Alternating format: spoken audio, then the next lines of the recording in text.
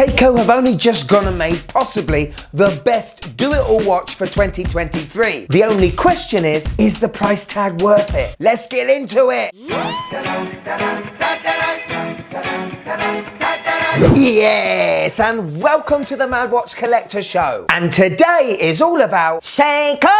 Now, believe it or not, 2023 marks the 110th anniversary of Seiko's first ever wristwatch made, the Laurel, which is pretty crazy. And to celebrate that birthday, Seiko have been coming out with all sorts of limited editions that I know you and I want to see. 5 years ago, who would have thought that the Alpinist would be such a huge cash cow for the brand? I mean, come on, it's quirky, you know, green dial, gold indices, awful hard calf leather strap. Now, when Seiko discontinued that, they obviously had a very good plan. And little did we know, sooner or later, you Seiko fans out there would be able to purchase a different Alpinist for every day of the week.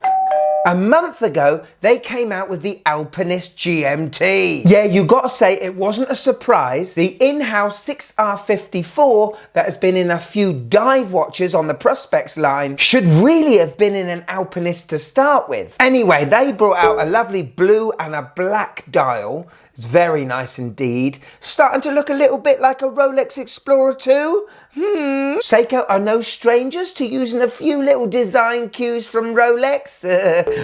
Oh, it's the Saytona. Anyway, the watch I'm showing you today is limited to 3,000 pieces, and it's the only Alpinist GMT you can buy with a stainless steel bracelet. See what they did there? But the big questions for me today are, do I recommend it to you guys? And two, has Seiko just gone and made the ultimate do-it-all watch? Don't forget to wait to the end. You'll get to hear my wife's comments of this watch as well. Are you Alpinist ready? Let's go.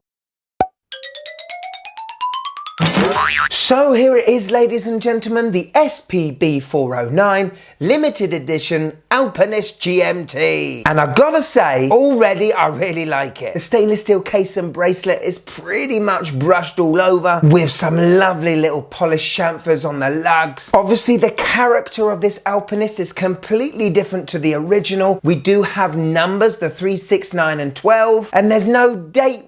Oh no, there is. Oh, it's a different colour to the dial. And it's not 4 o'clock either. It's more like a 10 past 4, trying to be subtle. But it's just giving me anxiety. But with the dial being different and that brushed stainless steel 24-hour bezel, this does look the business. Quick spec check! Okay, so 39.5 millimeters in diameter. It's 13.6 millimeters thick, 46 lug to lug, and a strapaholic 20 millimeter lug width. So this monochromatic style will suit a lot of straps. You're gonna get some lovely nylon straps on this, and even some beautiful rubber ones. Strapaholic. We do have a sapphire glass protecting the dial. We have a screw down crown at 3 o'clock and a screw down exhibition case back that gives this watch 200 meters of water resistance. And we do have another crown at 4 o'clock which turns the inner rotating compass bezel. So it still looks like an Alpinist, but not as we know it. Using that inner rotating bezel is still as bad as it was from the Saab 017. Why they haven't put some sort of ratchet to it, God only knows, because it only takes a little touch on that crown and that inner compass is right out of line. Is there any point in it? It's always had this bezel, so I'll let them off. But if you're gonna keep it in, make it feel somewhat refined, as this is no cheap watch. If we flip it over and look at the case back,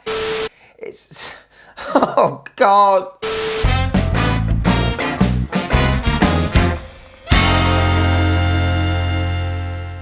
Bloody GMT, Tony. Get on the blower to Carlos, get the Rolex books out and start designing something fast. We'll have something done by the end of the night. And welcome to another episode of the Design House, where we take a look at a beautiful Seiko with a GMT and a display beauty loveliness.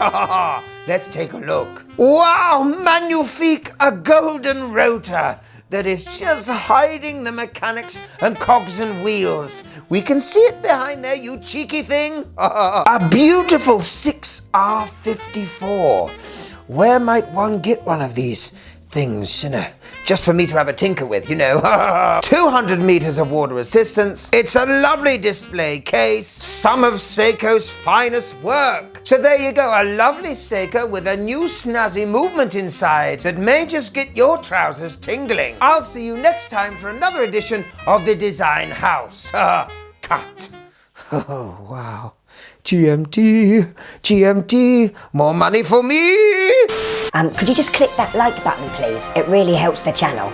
Thank you. I have to say, it is a good, solid bracelet from Seiko. An oyster style 3-link affair. Push pins only, mind you. As this is not a dive watch, you don't have one of those big Seiko clasps. However, for me, they're very practical, as the more micro adjusts you have, the better fit you're gonna get. Also, for a watch that's well over £1,000, no on-the-fly adjustment. Come on. Okay, let's look at the face. Dial time. And this dial is not white, it's like this silvery sunburst, and I absolutely love it. It would certainly go well in my collection, as I don't have too many silvery or white dials. And that cathedral handset really pop off the dial, don't they? I like the fact they've kept those cathedral hands from the original. Would have been quite easy to change them and make them a bit sportier, but they haven't. So thank you for that, Seiko. Like all professional sports watches from Seiko, we gotta have the Prospex logo, which on a sportier looking Alpinist doesn't look out of place. It was when they put it on the re-released Alpinist, that's when it looked a little weird. That GMT hand has got Rolex Explorer 2 all over it, and for good reason. It's very legible, isn't it? However, for me, with a pop of colour, it would have been nice to have seen the tip of that triangle red, just like the triangle of the north on the compass. And I guess we got to talk about the date window, haven't we? It's a circular porthole, very subtle indeed, but the more subtle it's got, the more annoyed I am about it. It's not the same colour as the dial, and that looks a little bit cheap. However, I much prefer the look of this now compared to the re-release of the Alpinist that had the Cyclops at 3 o'clock. And it's given something to the Alpinist it's never had before. Symmetry. Very good. So we got lume on the hands and lume on the hour plots. Out of 10, how much does this puppy glow?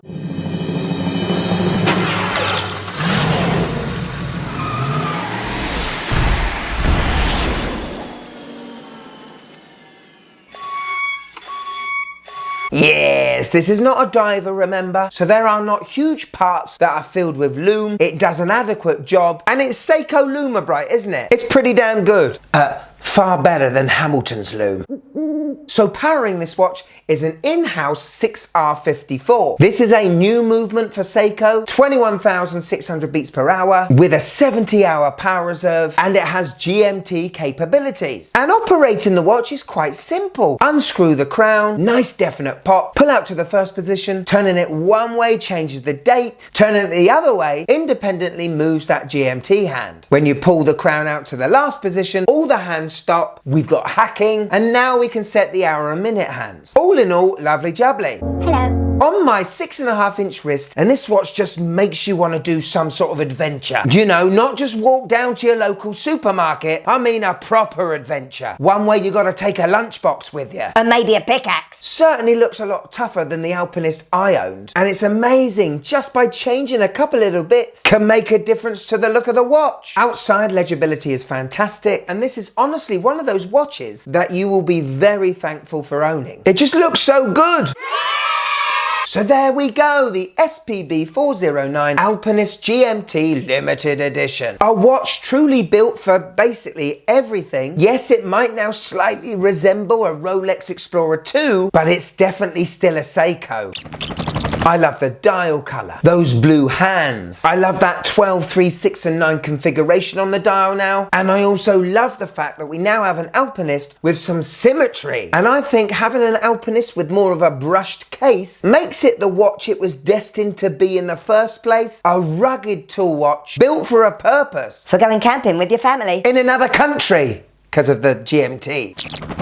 Take the date window away completely. We don't need it there. The inner rotating compass is a novelty, but it wears off rather quickly because you'll find you're having to correct it a lot of the times. Why that hasn't got a ratchet to it, I do not know. Yes, this is the only Alpinist GMT you can get with a bracelet, but the bracelet is nothing special. Basically ticking a box. Alpinist bracelet, tick. And I guess we better talk about the price. Now for £690, you can still get this awesome black Alpinist, which definitely looks a bit sportier and you've got it on a bracelet. Now the blue and the black GMTs that came out with just the leather straps are £990. But this limited edition, limited to 3,000 pieces, and when I say limited, I mean limited, because Ryan at Francis & Gay have told me that Seiko do not have any more of these watches. Whatever has gone out to the ADs across the world that's it. But the price of this watch is £1,290. This is a new movement from Seiko, and in time you can definitely see the prices of these watches going down. This limited one, well, it's gonna sell out because it is pretty darn attractive, even though in my view it's about £300 too expensive. That being said, it's definitely a watch that could be a very big contender in a one watch collection watch. Water resistance, GMT function, long lasting movement. You can wear it with a suit, with army fatigues, or even just wearing a pair of Speedos. I still think this is an excellent watch. And if I'm being totally honest, I would take this Alpinist over the Field Expedition I reviewed a couple of days ago. I just think you get so much more for your money in terms of what you get on the dial. Obviously the complications, the water resistance is better. But I'd love to know your thoughts in the comments below. Here it is, the wife's first impressions of the SPB 409. I don't mind this. Makes a change seeing a white face, but the hands are giving me Fly's wing vibes. That's not a bad review, apart from the inset wing bit. Thank you so much for watching till the end. If you'd like a bit more of the Mad Watch Collector, click here and join. Yeah. Or if you want to support the channel with merch, merch is down here. Go on, fill your boots. But more importantly, if I've got you for a few more minutes, why don't you check this beast out? Oh, this is yummy. Yeah, yummy for your eyes. Go on, click it. It's great. Click it. Click it.